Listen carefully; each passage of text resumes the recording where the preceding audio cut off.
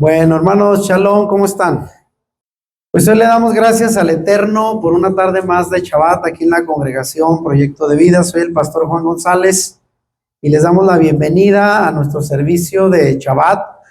El día de hoy vamos a compartir la séptima parte de una serie que hemos estado compartiendo sobre un tema muy relevante y bueno, pues esperamos que las personas que siguen las enseñanzas por medio de nuestro canal de YouTube Volviendo a las Raíces de Nuestra Fe, pues estén interesados en estos temas, los compartan, los comenten. Y las personas que no se han suscrito a este proyecto de enseñanza bíblica desde la perspectiva de raíces hebreas, lo hagan, porque el propósito es pues enseñar la palabra. Y el día de hoy traemos para ustedes esta enseñanza de la serie Descubre las raíces de tu fe y tu herencia espiritual. Es ya la séptima enseñanza que vamos a compartir y le hemos llamado precisamente con este nombre, Efraín y la inclusión de los gentiles. Y aunque es un tema del cual ya hemos hablado anteriormente, pero es un tema muy importante, hermanos, porque tiene que ver con nuestra identidad. ¿Quiénes somos en nuestro Mesías Yeshua? ¿Qué lugar tenemos? ¿Qué privilegios gozamos? Porque mire, hoy en día, donde incluso en los creyentes se acentúa mucho la depresión, hay creyentes deprimidos, ¿sabía usted? Que a veces piensan que, como decía la canción, la vida no vale nada.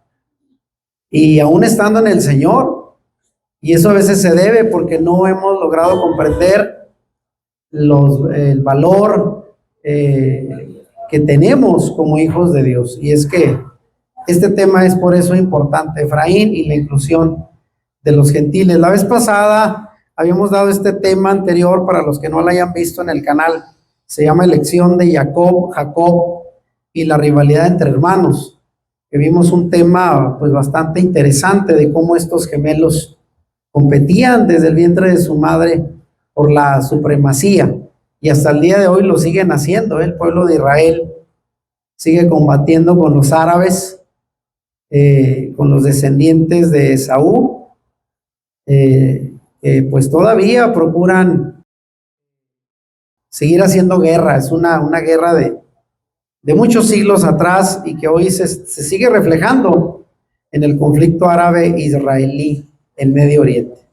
Bueno, entrando rápidamente en el tema, yo les pido que pongan toda su atención, porque lo que vamos a compartir hoy es muy importante. Tomen nota para que no se le pase ninguno de los detalles de esta enseñanza. Y hablando de este tema, de la inclusión de los gentiles, ¿por qué es importante que los creyentes conozcan este tema? Bueno, porque los gentiles, que nos incluimos nosotros, porque no venimos de sangre judía, fuimos incluidos como parte del pueblo de Israel. No lo venimos a sustituir, somos parte fuimos incluidos. Y eso se revela precisamente esa gran verdad de que nosotros fuimos incluidos como parte del pueblo elegido del Señor, el pueblo de Israel. Eso nos revela el corazón del plan de Dios. El centro del plan de Dios está en esta enseñanza. Y es que el deseo del Señor fue reconciliar a toda la humanidad con Él desde un principio. Y aunque eligió al pueblo de Israel, que es un grupo étnico, una nación, pues el propósito no era llevar la salvación solo para ellos. En el Antiguo Testamento es cierto que Israel fue escogido como el pueblo de Dios, pero ya había señales, profecías, promesas de que Dios bendeciría a todas las naciones a través de ellos. Porque pareciera ser que en el Antiguo Testamento todos estábamos excluidos, pero el Señor tenía sus planes. Amén. Y ya viendo la enseñanza en el Nuevo Testamento, el Mesías vino precisamente para dar cumplimiento a esa promesa. Y fue a través de su muerte y resurrección que Él abrió el camino para que tanto judíos como gentiles pudiéramos ser parte de un solo pueblo y una nueva humanidad a través de Él. Y de esto dice Pablo en Efesios capítulo 2, que ahora somos uno en el Mesías, como un solo hombre, un hombre renovado, una humanidad nueva.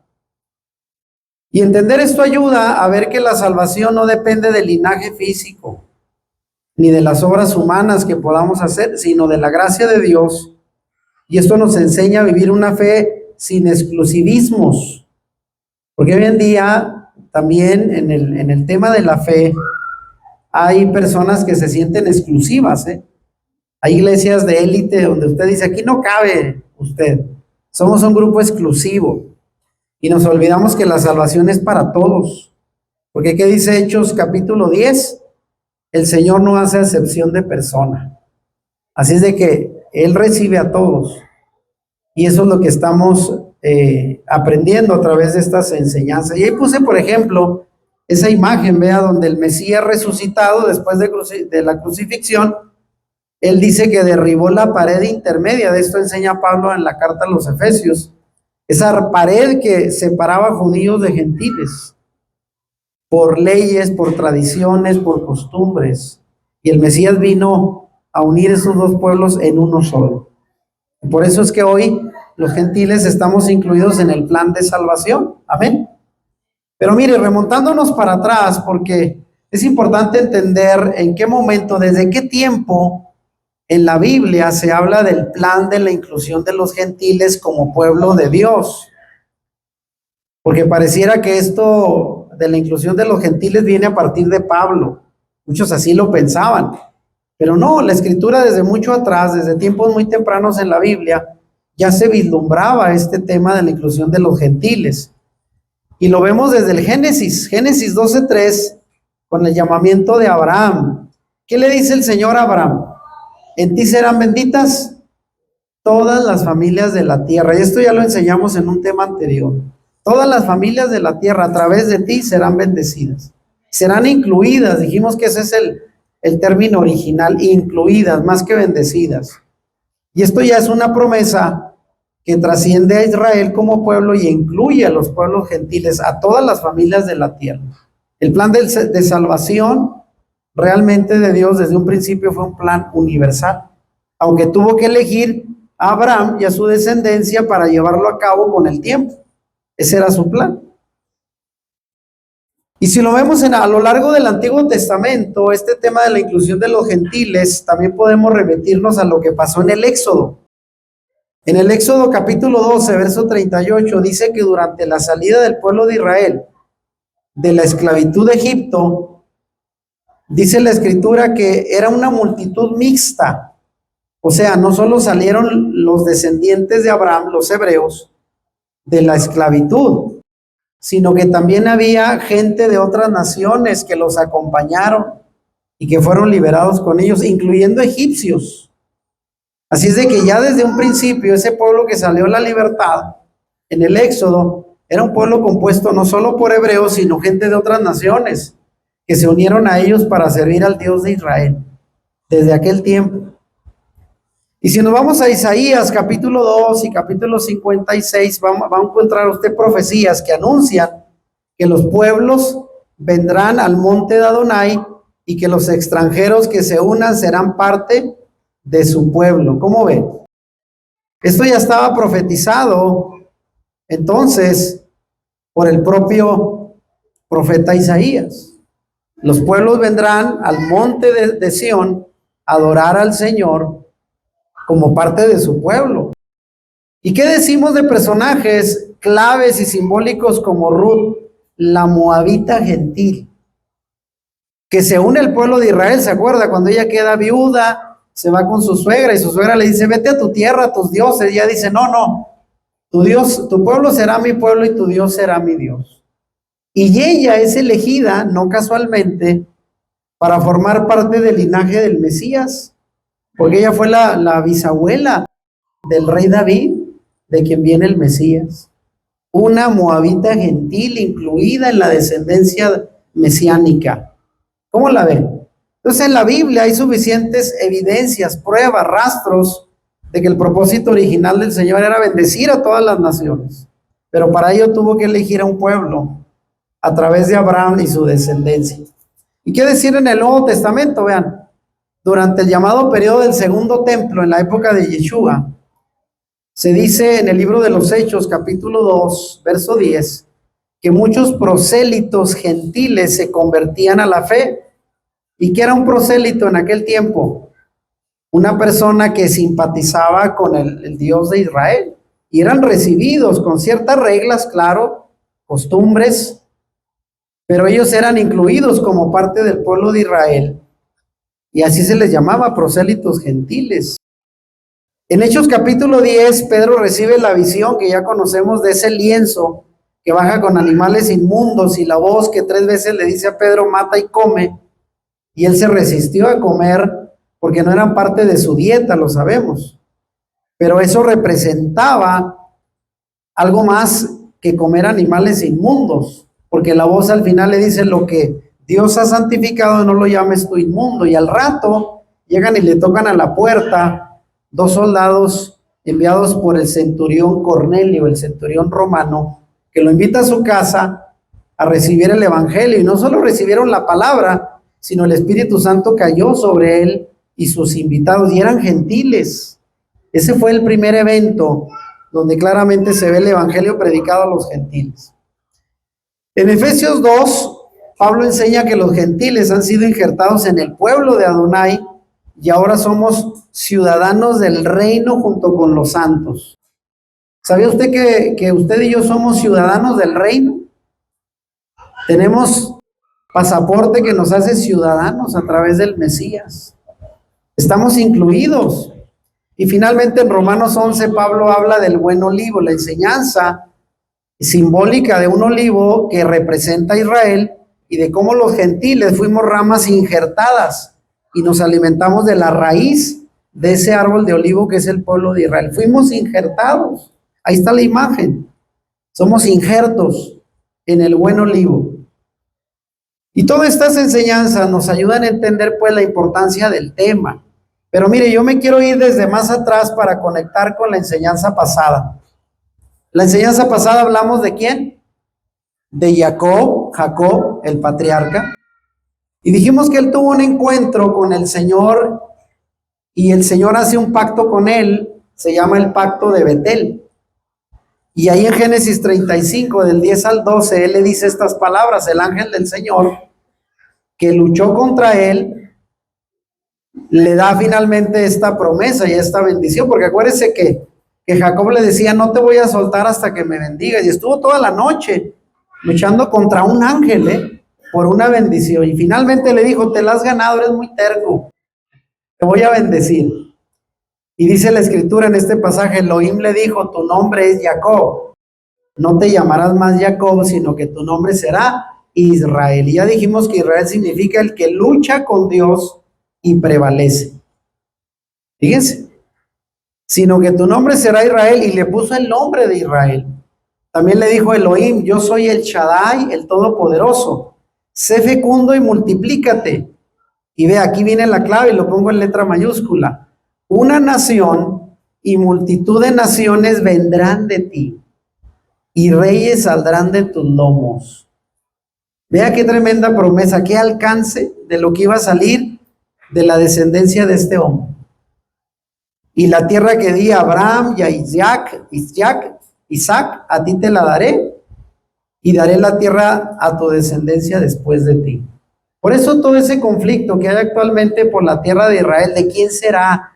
Y aunque las Naciones Unidas digan que eran originalmente los palestinos, Israel supuestamente llegó a robarse ese territorio. Aquí la Biblia, hace 3,800 años me dice otra cosa. Esa tierra fue dada en promesa de parte de Dios a la descendencia de Jacob, el pueblo de Israel. Y si el Señor, que es el dueño de todo, el Shaddai, el Todopoderoso, se la dio, ¿quién podrá contradecirlo? ¿De quién será finalmente esa tierra? Pues de ellos. Así es de que está escrito. Esa era la promesa. Ahora, cuando le dice que una nación y multitud de naciones saldrán de él, hay que tener muy en cuenta esa frase. Si observamos la promesa, veremos que el patriarca se le promete no solo una gran nación, sino que en adición se le explica que además de esa nación, un conjunto de naciones saldrían de él. La nación en singular se trata de Israel, pero ¿cuál es el conjunto de naciones? Bueno, la frase hebrea que ahí se traduce como multitud de naciones saldrán de ti, realmente es la palabra Goyim. Y ahí viene la identidad. ¿Quiénes son los Goyim? Naciones gentiles. Entonces de Israel no solo iba a venir por la vía de sangre sus descendientes, la nación hebrea, el pueblo de Israel, hoy conocidos como los judíos, sino que también a través de él íbamos a venir las demás naciones gentiles. También de ahí saldríamos. Y el término hebreo es Goyim. Aprendas ese nombre, Goyim. Somos Goyim, éramos Goyim, pues, porque ahora somos parte del pueblo de Israel. Amén. Y fíjese bien, la inclusión de los gentiles, pues, aquí pregunto, ¿cómo es posible que Jacob o Jacob procedan de él naciones formadas de Goyim o de gentiles? Bueno, la clave para dar esta respuesta a esta pregunta está en comprender la naturaleza de la bendición que habrá de impartir Jacob a sus hijos antes de morir. Y es lo que vamos a dar en esta enseñanza. ¿Qué bendición le dio a sus hijos? ¿Cuántos hijos tuvo Jacob? 12 hijos, las 12 tribus de Israel. Fíjese, Abraham tuvo un solo hijo, Isaac, el único de descendencia. Bueno, tuvo a Ismael, pero de la esclava, no el hijo de la promesa. Isaac tiene 2 hijos, Esaú y Jacob, y Jacob tuvo 2 esposas y 2 concubinas. Vean, y a usted, ¿a quién ve que él le transfirió la bendición? De los 12 hijos, a todos los bendijo, pero especialmente a 2, los primogénitos. Y uno de ellos era José, el llamado José el soñador. Él será la clave de la inclusión de los gentiles. A través de él vamos a entrar los gentiles como parte del pueblo de Dios. Porque después del episodio que ya conocemos, por el cual José es vendido por sus hermanos como esclavo y llevado a Egipto, ahí nos encontramos ante una acción soberana de Dios. Porque sabemos que él pasó de ser un esclavo a ser el gobernante de todo Egipto después de Faraón. ¿Y sabía usted que él fue el primogénito de su esposa amada llamada Rachel en hebreo? Él era el primogénito. Y por envidias de sus hermanos, porque era el favorito, el que le dio Jacob la túnica de colores, y porque se creía gran cosa. Acuérdense que él tuvo sueños de grandeza, donde veía a sus hermanos representados por 2 estrellas, inclinándose ante él, incluyendo el sol y la luna, que eran sus padres. Y todos les decían, mira, pues tú, ¿quién te crees? ¿A poco nosotros vamos a llegar a postrarnos ante ti? Y eso se cumplió, lo sabemos. Y él llegó como esclavo a Egipto, y ahí Dios hizo una obra preparando el camino para continuar con la bendición y la promesa hecha a Abraham, a Isaac y Jacob, pero a través de José en Egipto. Fíjense la maravilla de los planes del Señor, ¿eh? Y miren, cuando José lleva a Egipto, una vez que ya sus hermanos pasan por el hambre, ¿se acuerdan? Que van y buscan comida, porque dicen allá en Egipto hay comida, van y buscan, y ya sabemos la historia, cómo José no se descubre como su hermano, les tiende una trampa, les da a comer, les da comida suficiente para llevar a la familia, pero ya sabemos que les da órdenes para que metan la copa, ¿verdad? Del gobernador entre uno de los sacos, el saco del hermano menor, y al final se lo queda y los mete en un problema. Él quería probar si sus hermanos habían cambiado, si estaban dispuestos a protegerse el uno al otro, porque a él no lo protegieron, a él lo vendieron. Y ya cuando comprueba que sus hermanos habían cambiado, después él se revela como José, y todo el mundo dice, ¿cómo eres tú ahora el gobernador si te vendimos como esclavo?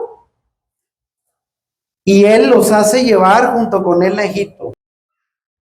Y los sostiene, los lleva y dice, vénganse aquí a lo mejor de las tierras de Gosén. Y mirando esta historia retrospectivamente, podemos decir que entonces el Señor había llevado a José a Egipto para salvación de la familia. En Génesis 45:5, porque sus hermanos avergonzados le decían, ahora quizás querrás matarnos y vengarte de lo que te hicimos. Y él dijo, no va a haber venganzas.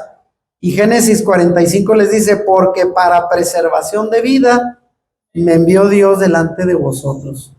O sea, al final, lo que ustedes hicieron al venderme como esclavo era parte del plan de Dios. Para yo llegar aquí, para este momento ser el gobernador y traerlos a todos a Egipto, para que aquí tengan el sustento necesario. ¿Cómo la ven? Todo es parte de un propósito. Pero llega el momento en que Israel, el padre y sus hermanos llegan a Egipto y ahí se quedan. Ya decía Gabriel otra vez, el plan del Señor no era que se quedan en Egipto, pero ahí pues cómodos. El hermano pues era influyente y la cosa, imagínense. Dijeron, aquí nos quedamos y el pueblo creció. Pero vean, se acerca la muerte de Jacob. Y cuando llega la noticia a José, que su padre estaba muy enfermo y listo para ser reunido con sus padres, se apresura a verle, trayendo consigo a sus dos hijos nacidos ¿en dónde? En Egipto. Acuérdense, los hijos de José eran hijos de él y de una mujer egipcia, o sea, ya no eran sangre puramente hebrea. Eso ya nos da una pista, de que ya tenían mezcla de sangre extranjera. ¿Cómo se llamaban los dos hijos de José, nacidos en Egipto? Manaché, en hebreo, ahí lo pongo, Manaché, se traduce en la Biblia como Manasés. Él era el primogénito. Y el más chico era Efraín, que él se traduce como Efraín, el hijo menor, los dos hijos de José. Entonces él va, porque ya el padre se iba, Jacob estaba por morir y lo hace llamar, y él lleva a sus dos hijos nacidos en Egipto. Ahora, ¿quién de los dos hijos de José iba a ser el primogénito? Acuérdense que en aquella cultura ser el hijo mayor, el primogénito, era tener toda la bendición, la herencia no solo material, sino la herencia espiritual. Era lo más importante. Entonces, en la tienda de Israel, cuando él ya estaba por morir, había entrado José y sus dos hijos, Manashe o Manasés y Efraín. El resto de los hermanos de José, los otros 11, estaban afuera. Y aquí tendrá lugar lo que se llama la transferencia del pacto de Abraham, que había estado luego en Isaac, y que luego había sido transferido a Jacob, y que ahora debería de ser distribuido entre los 12 hijos. O sea, él tenía que repartir la herencia entre 12 hijos. Pero la pregunta aquí, ¿quién será el primogénito de Jacob, siendo que tuvo 12 hijos y dos primogénitos? El primogénito de la primera esposa de Lea, ¿quién era? Rubén.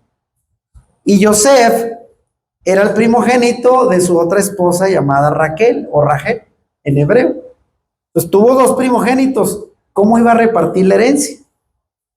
Bueno, aquí lo vamos a ver en esa enseñanza a través de lo que dice la escritura. Vea, ¿quién de los dos fue elegido entre Rubén y Joseph? Pues Joseph. Porque recordemos que Lea no fue la esposa escogida. A él se la dieron primero, acuérdense, por los primeros 7 años de trabajo, pensando que le habían dado a la que él quería, la hermana menor. A él se le impuso el suegro. Entonces Rachel fue la escogida llamada por Jacob. Lea fue producto del engaño de su suegro. Por eso Jacob ha decidido por Joseph, el primogénito de la esposa amada, y no por Rubén. Además, la Biblia dice que Rubén pecó contra su padre al tener relaciones con una de sus concubinas. Eso está en Génesis 49:4. O sea, él transgredió esa ley. Y todo esto hay que tenerlo en cuenta a la hora de pensar en los derechos de primogenitura. O sea, Rubén fue desechado por ese pecado. Entonces, toda la bendición va a recaer en Joseph, el hijo de Raquel, el primogénito. Ahora, ¿cuáles son las ventajas de la primogenitura? ¿Qué representaba ser el hijo mayor? Bueno, incluye bendición extra y también responsabilidades. Entre las bendiciones destacan dos. Primero, ser el primogénito es recibir siempre doble bendición. Doble bendición. Segundo, el primogénito tiene el derecho de representar el nombre de su padre y de perpetuarlo. O sea, a través del primogénito se extiende la descendencia, la dinastía, el nombre. Y entre las responsabilidades destaca la de asumir la posición del padre cuando éste falte y consecuentemente velar por sus hermanos y protegerlos. Porque no creas, ser el mayor, en el caso de un servidor, yo hice esas funciones, hermano. Y hasta el día de hoy tengo un hermano de 42 años que, cómo da lata. Proteger a los demás y cuidar, porque ya no están los padres. Entonces alguien tiene que andar ahí organizando a la familia y casi siempre esa función es del primogénito. Es parte de la responsabilidad, no creo que es solo privilegio. Hay herencia, doble herencia, pero también más responsabilidad. Así es de que, vea, José recibe pues la primogenitura de su padre y es declarado el primogénito, por lo tanto debe recibir doble bendición. En efecto, la escritura nos cuenta que estando a solas con su padre Israel, él lo bendijo, Génesis 48, 15 y 16, lo puede constatar, y después José volvió a ser bendecido juntamente con el resto de sus hermanos en Génesis 49, a partir del verso 22. De esta manera, la primogenitura es transferida a José. Él es el elegido. Por eso es clave en esto, y ahí va bien la clave de cómo los gentiles entramos a la bendición. ¿A través de quién? A través de José y a través de sus hijos. Muy listo con esto. Ahora vea, vamos a la escritura. ¿Cómo fue transferida la bendición? Se va a sorprender cómo, mire. Porque esta transferencia de la bendición de Abraham que pasó a Isaac y luego a Jacob y luego a sus hijos, en este caso José, fue algo muy extraño. Porque al transferir la bendición de la primogenitura, Jacob no se la entregó a José directamente, sino a sus dos hijos. A los dos hijos. ¿Dónde dice eso? Bueno, Génesis 48 del 15 y 16 dice lo siguiente, vea. Y bendijo a José diciendo, el Elohim, el Dios en cuya presencia anduvieron mis padres. Le está hablando Jacob, Jacob. El Elohim en cuya presencia anduvieron mis padres Abraham e Isaac. El Elohim que me mantiene desde que soy hasta este día. El ángel que me liberta de todo mal, bendiga a estos dos jóvenes y sea perpetuado en ellos mi nombre y el nombre de mis padres Abraham e Isaac, y multiplíquense en gran manera en medio de la tierra. Vea, ¿a quién está bendiciendo entonces? A los hijos de José. A través de él se iba a perpetuar el nombre de Israel. La primogenitura a través de sus hijos. Amén. Ahora fíjese bien. La bendición es dirigida a José, porque dice el verso 15, y bendijo a José, pero cae sobre sus dos hijos, porque dice, bendiga a estos dos jóvenes y sea perpetuado en ellos mi nombre y el nombre de mis padres. Y aunque José viene a ser el sujeto de la bendición, son sus dos hijos quienes constituyen su objetivo. Pues Manashe es el mayor y Efraín el menor, y son los que reciben la herencia. De manera que José fue solo el intermediario, pero la plenitud del pacto abrámico cayó ¿sobre quién? Sobre sus dos hijos.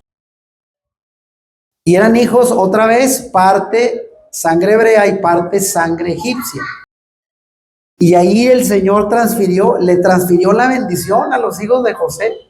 ¿Qué dirían los demás hermanos? Oye, ¿cómo es posible? Nosotros éramos primero y tú vienes y le das la bendición a tus nietos. No, hombre. Era fácil reclamarle, ¿no? Vean lo extraño, pero aquí está la clave de todo. Ahora, esto nos va a llevar a lo que yo le llamo un rol profético. Porque Menashe y Efraín tendrán un rol profético sumamente importante a lo largo de la historia. Desconocer esto sería privarse de un correcto entendimiento de lo que es el pacto abrámico, que a partir de aquí comenzará a expandirse para alcanzar sus promesas por medio de los dos hijos de José.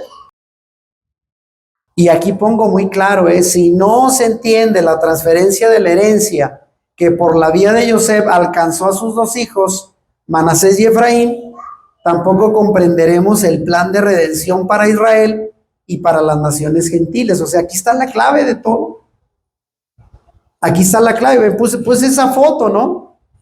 Quizás así se vestían los hijos de José. No traían túnica como hebreos, ellos eran egipcios, eran extranjeros. Y por ahí viene la bendición, miren. ¿No le parece maravilloso? Ahora vea, no solo los bendijo, también los adoptó como hijos. Cuando José vino a presentarse a su padre, lo hizo con sus dos hijos, Génesis 48. Al percatarse de ellos y conocer su identidad, porque dice que ya Jacob ya estaba algo ciego por la edad, Jacob los adopta como hijos propios. ¿Dónde dice eso? Génesis 48:5. ¿Qué le dice a su hijo? Dice, y ahora tus dos hijos, Efraín y Manaché, que te nacieron en la tierra de Egipto, antes que viniese a ti, a la tierra de Egipto, antes de encontrarme contigo, le dice, míos son, como Rubén y Simeón serán míos. ¿Cómo la ve? Él los adoptó como hijos propios, porque, repito, los hermanos de José podrán decir, ¿cómo, padre, vas a heredar la herencia a los nietos? Bueno, pues los adoptó como hijos, son míos. Y así fue como él los hizo parte de su familia, de sus hijos, y bendijo a los dos hijos de José. Entonces, ¿cómo era la adopción en aquel tiempo, Porque hoy en día, ¿cómo se da la adopción? A ver, si un hijo no quisiera a sus dos hijos y se los quiere dar al papá o a la mamá, a los nietos, pues hoy se hace de forma legal, ¿verdad? Usted va, mi papá quiere adoptar a mis hijos, bueno, pues se los doy en adopción. En aquel tiempo, ¿cómo era esto de la adopción? Porque aunque el texto no lo dice explícitamente, ahí hubo un acto de adopción formal cuando estos muchachos fueron colocados, según la costumbre antigua, entre las piernas de Jacob. Los arrimó y él los abrazó entre sus piernas, y eso era una señal de adopción en aquel tiempo. Fíjese lo que dice Génesis 48, 10 y 2. Y los ojos de Israel estaban tan agravados por la vejez que no podía ver. Les hizo pues acercarse a él y les besó y les abrazó. Y dijo Israel a Yosef, no pensaba yo ver tu rostro, y aquí Adonai me ha hecho ver también a tu descendencia. Entonces Yosef lo sacó de entre sus rodillas y se inclinó a tierra. ¿En dónde tenía entonces Jacob a los nietos? Entre sus piernas. Y con eso era señal de estos, como una gallinita, ¿verdad? Entre las plumas, estos son míos. Y eso era señal de adopción en aquel tiempo, ¿Sabía? Ahora, otra cosa importante en este proceso de bendición, el orden es cambiado. Esto es muy importante. Bueno, llegamos aquí a donde llamamos el orden es cambiado. Porque se menciona a Yosef tomando a sus dos hijos para venir al encuentro con su padre, y se nombra primero a Menaché. ¿Por qué lo menciona primero? Porque era el mayor, el primogénito, y luego menciona a Efraín porque era el menor. Este es el orden natural en que nacieron. Pero cuando Jacob los adopta y los pone entre sus piernas, cambia el orden natural, pues él menciona primero a Efraín y después a Menaché. Esto usted lo puede ver en Génesis 48:5. O sea, él cambió el orden. Primero mencionó al menor y después al mayor. Y esto es un orden sobrenatural, debido a que Efraín, el menor, toma ahora la preeminencia sobre Manaché, que era el hermano mayor. Y esto ya se venía viendo desde el propio Jacob. Acuérdense, Jacob fue el segundo de nacer. Sin embargo, él tomó la primogenitura en lugar de Esaú, su hermano, y ahora también pasa entre los hijos de Yosef. El menor pasa a ser el primogénito. Entonces, ese es ahora el orden divino. La Biblia nos dice que Yosef pone a Manasés, el mayor, al lado derecho de Jacob, y a Efraín a la mano izquierda, que era el menor, porque así quería que los bendijeran. En aquel tiempo la bendición se daba con la diestra, era la primacía, la mano derecha. Entonces, él quería que así fuera, que la mano derecha cayera sobre el mayor, que era Menashe, como correspondía en el orden natural. Sin embargo, al momento de bendecirlo, Jacob hizo algo sorprendente, un cambio profético, pues nos dice que cruzó sus manos y colocó la derecha sobre la cabeza de Efraín el menor y la izquierda sobre el mayor, que era Menashe, esto en Génesis 48:14. Cruzó los brazos. Amén. Eso era algo importante, no era algo casual ni de poca relevancia. Amén. Ahí el orden estaba siendo cambiado. Cuando Yosef se percata del error, supuesto error que estaba cometiendo su padre, porque dijo, no ve, y no se da cuenta que este es el primogénito, ya no podía distinguir bien a sus hijos, intenta corregir sus manos para volver al orden natural sobre el sobrenatural, pero Jacob no se deja y le explica a su hijo que él sabe quién es quién, pero que al cambiar sus manos estaba siguiendo órdenes divinas que garantizarían el éxito de la promesa del pacto, que ahora estaban siendo transferidos a través de los hijos de Yosef. Entonces el plan fue cambiado. Eso es extraordinario. Entonces Efraín queda como el primogénito de Jacob, adoptado los dos hijos, pero Efraín es el que toma relevancia. En esa inversión del orden natural, Jacob estaba confirmando que Efraín sería el heredero de la promesa de Abraham. Efraín vendría a ser ahora quien tendría el honor de perpetuar el nombre de Israel, su abuelo y ahora su padre adoptivo, y al mismo tiempo tendría la responsabilidad de velar por el resto de sus hermanos.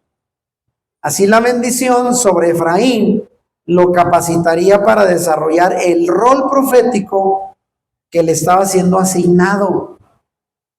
Y eran dos jóvenes, no sabemos las edades, algunos lo representan como niños, otros ya como jóvenes, pero ahí venía la bendición. Ahora Efraín era el primogénito de Jacob, el heredero. ¿Y qué destino tendrían los hijos de Yosef? Bueno, esto es lo que dijo Jacob a Yosef sobre sus dos hijos cuando él estaba confundido por ese cambio de manos. Génesis 48:19 dice: mas su padre no quiso. Cuando le dijo, oye padre, estás equivocándote de manos, y dijo, lo sé, hijo mío, lo sé, también él vendrá a ser un pueblo y será también engrandecido, pero su hermano menor será más grande que él y su descendencia formará, otra vez, ¿qué dice? Multitud de naciones, los Goyim. Lo mismo que a él le dijeron, el ángel le dijo en Betel, ahora él lo estaba confirmando en esta bendición a sus nietos, que son adoptados como hijos. Y fíjese bien, ¿qué alcance tiene esta promesa? ¿Cuál es la naturaleza de la promesa dada a Efraín, ahora convertido en primogénito de Jacob? Esta naturaleza se remonta al hecho de que tanto Abraham como Isaac y Jacob, Adonai les había prometido que parte de su plan incluiría también las naciones gentiles, las cuales deben encontrar una vía para venir a ser injertadas en la gran nación de Israel, que luego sería formado con la descendencia de Jacob. O sea, ahí estaba el plan, el alcance era no solo una nación, la nación de Israel, sino todos los pueblos gentiles. Eso ya lo había dicho el Señor desde Abraham. En Génesis 12:3, a través de ti serán bendecidas multitud de familias. Amén. Véalo. Entonces, esto representa pues el alcance de los gentiles. Habíamos visto antes que cuando el Eterno le confirmó su pacto a Jacob en Betel, el pasaje que ya vimos ahorita, ahí se asegura que de Jacob saldría una nación y también un conjunto de naciones. Génesis 35, ya lo vimos. Y vimos que esas naciones estarán relacionadas con la formación de una asamblea o congregación de gentiles provenientes de los lomos de Jacob. Entonces, vea, esto es una revelación que al menos yo nunca había entendido después de casi 40 años de creyente, porque esto nos enseña en la iglesia cristiana. En la iglesia cristiana se enseña que los gentiles somos incluidos a través de la muerte de Cristo, porque los judíos no lo recibieron como Mesías, lo rechazaron y ahora los gentiles entramos. Como si apenas en ese tiempo el Señor hubiera cambiado los planes, hubiera dicho, ah, caray, como mi pueblo, el pueblo de Israel, no recibió a mi Mesías, a mi hijo enviado, pues ahora lo mando a los gentiles. Y sobre todo a través de Pablo, la prédica a los gentiles. Pero esto viene desde el Génesis. Esto estaba ya desde mucho antes revelado. Se le reveló en Betel a Jacob. Y ahora él lo está revelando al bendecir a los hijos de José, diciendo que serán multitud de naciones que vendrán a través de ellos. Entonces, de ahí viene lo que llamamos la plenitud de gentiles. Escuche bien este término, plenitud de gentiles. Y si observamos con cuidado las palabras que Jacob le dice a Efraín, a quien adopta como primogénito en el pasaje que acabamos de leer, dice, su descendencia formará multitud de naciones. Y ahí lo voy a poner en hebreo, porque a veces las traducciones se quedan cortas. Ese pasaje en las traducciones en español se va a traducir como multitud de naciones. Pero vea, en hebreo, que ahí lo pongo, se lee de esta manera. Besareo yiheye melo ha goyim. Otra vez, Besareo yiheye melo ha goyim. Y eso se traduce del hebreo como su posteridad vendrá a ser plenitud de gentiles. Aunque en la mayoría de las traducciones se traduce como multitud de naciones, pero realmente en hebreo ahí dice plenitud de gentiles. Eso en hebreo es melo ha goyim, plenitud de gentiles. Eso es lo que vendrá a través de Efraín. ¿Lo está entendiendo?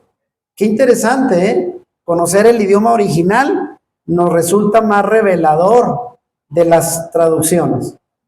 Ahora, esta plenitud de gentiles, que ya dijimos en el original hebreo, dice Hagoyim, plenitud de gentiles que proceden de Efraín y por extensión de Jacob, en armonía con la promesa dada al patriarca en Betel y también a la promesa que se le dio a Abraham en Ur de los Caldeos y en Harán, y cuando llegaron a las tierras de Canaán. Entonces Efraín, pues, será el instrumento escogido por Elohim para crear una plenitud de gentiles provenientes de Jacob como parte del plan profético prometido a Abraham. Multitud de naciones, multitud de gentiles. ¿Vamos bien hasta aquí? Y miren, luego de que el Señor bendice a los hijos de José, pues tiene que bendecir al resto de los hijos, ¿no? No se iba a quedar ahí, entonces hay otras bendiciones. Una vez concluida la bendición de José y de elegir al primogénito, su hijo menor, Efraín, con todos los elementos proféticos y escatológicos contenidos en esa bendición, porque es una bendición profunda, tiene mucha implicación profética. Jacob llama al resto de sus hijos para bendecirlos. Todos recibirán una bendición. Y al concluir con el más pequeño, Benjamín, que es su nombre en hebreo, Jacob ya podría descansar tranquilo y morir, dejando una bendición en cada uno de sus hijos. Todas las promesas que estaban primero en él, que había recibido de su padre, como este del suyo, Abraham, ahora él ya había transferido toda la herencia a sus hijos y podría morir en paz. Pero vamos a ver, no vamos a ver todos los hijos, porque sería bastante, pero me quiero incluir en dos. Ya hablamos de los hijos de José, ahora vamos a hablar de la preeminencia de Judá, el cuarto hijo de Lea. Los primeros 4 hijos de Jacob fueron Rubén, el primogénito, luego vino Simeón, luego Leví, que de ahí vienen los sacerdotes levitas, y luego viene Judá, el cuarto hijo. Y revisando las bendiciones que entregó a sus 12 hijos, Judá recibe una bendición especial. Él será la tribu real y la tribu mesiánica. Fíjese bien, otra distinción muy importante. Génesis 49, 10 y 11 dice esto acerca de Judá, vea. No será quitado, dice Jacob, el cetro de Judá, ni el legislador de entre sus pies. Cuando hablamos de un cetro, ¿a qué nos referimos? ¿Quién usa un cetro? Un rey. Ni el legislador de entre sus pies hasta que venga Shiloh. Ahorita vamos a ver ese término Shiloh, ¿qué significa? Ya él se congregarán los pueblos, atando a la vid su pollino y a la cepa el hijo de su asna, lavó en el vino su vestido y en la sangre de uva su manto. Oiga, eso suena muy claro. ¿A quién le suena que pasó eso? Atado a un pollino, hijo de un asna, y lavó en vino su vestido como la sangre de uvas en su manto. ¿No le parece a la muerte de Yeshua y cómo él entró en un pollino de asno como rey de Israel? Y fíjese, esto ya lo decía Jacob muchísimo tiempo antes de que siquiera Yeshua naciera, pero habla de un cetro. El cetro viene de Yehudá, de la tribu de Judá. Esa es una bendición prominente. De él vendría, él es Judá, el tribu de la tribu de la realeza, del Mesías, proviene de Judá. Ahora mire, todo eso tiene una referencia mesiánica. La frase, no será quitado el cetro de Judá, ya dijimos, pues tiene que ver con la realeza. Es un claro indicativo que aunque Joseph sería el primogénito por la vía de Efraín, Jehudá sería, no obstante, la tribu real, de donde saldrían los reyes de Israel. Y sobre todo, de donde saldría el Mesías, representado en este pasaje mesiánico, introducido con el nombre Shiloh. ¿Qué significa Shiloh? Porque él dice, hasta que venga Shiloh, y a él se congregarán los pueblos. Es una referencia del Mesías. ¿Y por qué digo que es una referencia mesiánica? Bueno, es interesante observar que la palabra, y ahí lo pongo en hebreo, Shiloh, es una clara referencia mesiánica. Según la sintaxis del hebreo bíblico, nos permite comprender mejor el significado del texto si lo leemos de esta manera. Vean.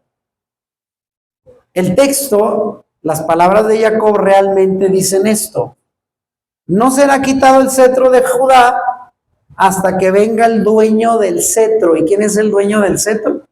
Shiloh, el Mesías. Cuando él venga, dice, entonces ahí a él se congregarán todas las naciones.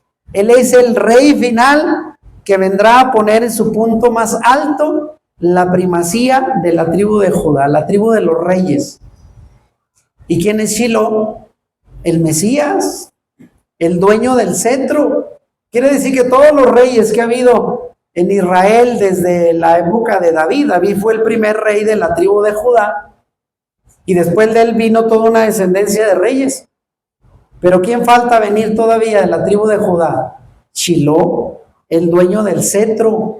Él es el verdadero heredero, el final heredero de la bendición de los reyes dado en esta profecía. Amén. Entonces, Yehudá es la familia del Mesías. La raíz misma del término Shiloh, él viene de la palabra Shalá, que significa literalmente lo que hace que algo tenga éxito. Eso significa Shalá, éxito. ¿Y quién sino el Mesías asegurará el éxito de las promesas contenidas en el pacto abrámico cuando él venga a establecer su reino? Él es el que le dará el cumplimiento final a todo esto. Por tanto, Yehudá recibe como parte de su herencia estas dos cosas: ser la familia real de Israel y la depositaria de la simiente santa que será el Mesías. Esto es la bendición que recibe el hijo, el cuarto hijo de Jacob, Judá. ¿Vamos bien hasta aquí? Entonces, vean, estamos casi terminando.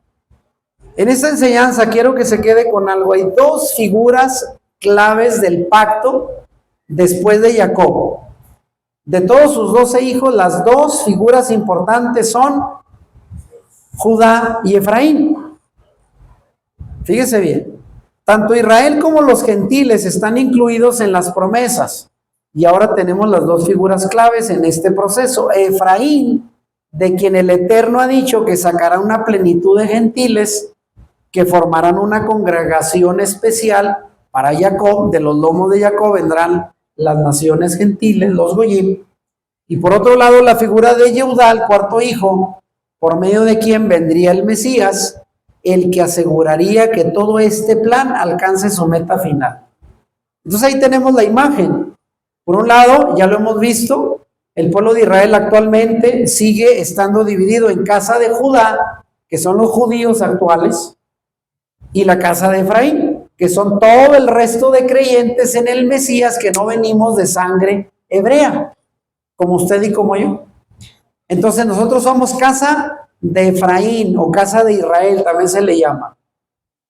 Parte de las 10 tribus perdidas que estamos regresando para hacer un solo pueblo con la casa de Judá. Amén. Las dos casas de Israel, acuérdese, esto es todo profético y es lo que explica el desarrollo de la profecía en todo el Antiguo Testamento. Ahora, fíjese bien, hablando de estas dos figuras claves del pacto, todo el plan de redención, todo el plan profético y escatológico contenido en las promesas del pacto abrámico correrán por medio de estos dos hijos herederos de Jacob. Desde el momento en que fueron bendecidos por Jacob, sobre ellos dos ha recaído la mayor parte de la responsabilidad divina hacia el logro de los objetivos que estuvieron en el corazón de Dios desde un inicio. De todos los 12 hijos, Judá y Efraín son la clave de la bendición de Abraham. Entonces, y ahí voy a trasladar, voy a hacer aquí un puente, porque la próxima enseñanza, que hoy por tiempo, pues ya no nos da para más, vamos a ver esto, hermanos, vean. El Mesías, a su vez, va a estar conectado con José y con Judá. Porque el Mesías en la Biblia es llamado Mesías ben Yosef. La palabra ben significa hijo. El Mesías bíblicamente va a ser hijo de Yosef, de José, y también va a ser el Mesías ben David, hijo de David. ¿Y David de qué tribu es? De la tribu de Judá. Entonces, esos dos herederos, Yehudá, que es la tribu de los reyes, de la realeza, de ahí vendrá el Mesías, de la casa de David. Pero también tiene una conexión con José. Amén. Él va a unir esas dos casas, las dos figuras claves del pacto abrámico conectan con el Mesías. Por un lado será llamado hijo de José, por otro hijo de David, la casa de Judá ahí representada. El león y el cordero, vean. ¿Han visto esa imagen del Mesías? ¿El león quién es? El león de Judá, que hasta el día de hoy la tribu de Judá se representa con un león. Y Efraín es el cordero, manso, humilde. Esa es la representación del Mesías. Detrás de ellos están estas dos figuras proféticas. Y vea, se lo voy a explicar rápido, aunque en la siguiente enseñanza lo vamos a ver en detalle. Porque esto que vamos a ver, hermanos, fíjese bien, escuchen. Hasta el día de hoy los judíos que no aceptan al Mesías Yeshua no lo entienden. Porque ellos esperaban el advenimiento de un Mesías que les vino y no lo reconocieron. ¿Por qué?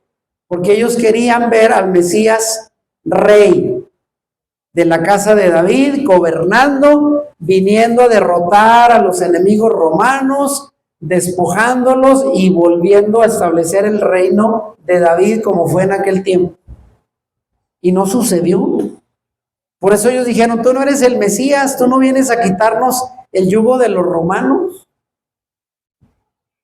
Pero en esa primera vez, Yeshua vino como el Mesías, hijo de José. La figura Josefita del Mesías aparece en la Escritura para señalar al Mesías no reinante, al Mesías sufriente. ¿Y en qué se parece a José? Bueno, dígame si José no sufrió. Todo lo que sufrió para ser gobernador, esclavizado, vendido por sus hermanos. ¿Y al Señor acaso no lo vendieron a los romanos para que lo crucificaran? A pesar de que era el hijo amado de su padre. ¿Quién era el consentido de Jacob? José no le compró la túnica y por envidia sus hermanos lo entregaron a extranjeros. Dígame si no se parece eso de Yosef a lo que hicieron con Yeshua. Porque el Mesías igual fue amado del Padre y entregado por su pueblo, vendido por su pueblo para morir. Sin embargo, con su muerte expiatoria se va a ganar la posición de ser hijo de David, rey. Entonces, si decimos que Yeshua fue hijo de José, eso tiene que ver con lo que dice Isaías 53, ¿se acuerdan? El siervo sufriente, el que vino a entregar su vida como una oveja, dice sin protestar. Ahí está el Mesías sufriente, el hijo de Yosef. Ese representa a José con todo lo que él padeció para llegar a la posición a la que llegó. Y finalmente también se llama Mesías ben David, porque mientras la figura del Mesías davídico aparece en la escritura para señalar al Mesías rey, el Mesías ben David es la perspectiva judía. En la perspectiva judía es el Mesías rey del linaje de David, que traerá bendición y redención y paz a todo el mundo y gobernará la era mesiánica, restaurando la gloria antigua de Israel. Pero no es un precursor que lidera en batalla, sino un gobernante eterno y definitivo que restaurará el mundo a través de su reinado. Y eso todavía falta. Esta función es la que falta del Mesías en su segunda venida. Por eso no lo captaron los judíos, por eso no lo vieron.